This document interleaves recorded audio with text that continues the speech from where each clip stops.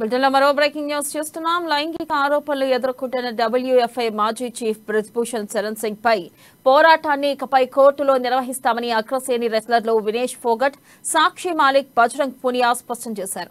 ప్రభుత్వం ఇచ్చిన హామీ మేరకు మా డిమాండ్లను అమలు చేసిందని 6 మహిళా రెస్లర్లు దాఖలు చేసిన FIR ఆధారంగా లైంగిక వేధింపుల ఆరోపణలపై విచారణ జరిపిన తర్వాత ఢిల్లీ పోలీసులు బ్రిజ్భూషణ్ పై ఛార్జ్షీట్ నమోదు చేశారని చెప్పారు. ఇప్పుడు మా పోరాటం రోడ్లపై కాదు, కోర్టుల్లో కొనసాగుతుందని తెలిపారు. WFI ఎన్నికల ప్రక్రియ కూడా ప్రారంభమైందన్నారు. ప్రభుత్వం ఇచ్చిన హామీ మేరకు వచ్చే నెల 11న ఎన్నికలు నిర్వహించాల్సి ఉందని, హామీ అమలు కోసం వేచి చూస్తామని బజరంగ్ పూనియా వెల్లడించారు.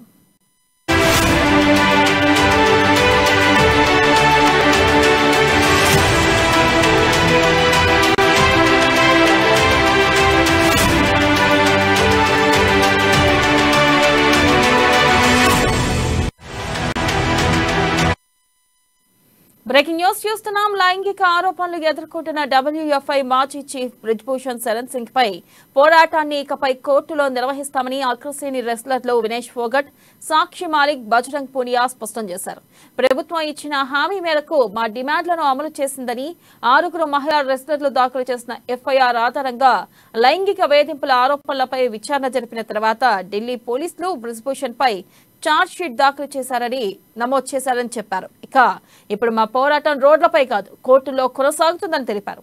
WFI ఎన్నికల ప్రక్రియ కూడా ప్రారంభమైందన్నారు. ప్రభుత్వం ఇచ్చిన హామీ మేరకు వచ్చే నెల 11న ఎన్నికలు నిర్వహించాల్సి ఉందని, హామీలు అమలు కోసం వేచి చూస్తామని బజరంగ్ పూనియా వెల్లడించారు.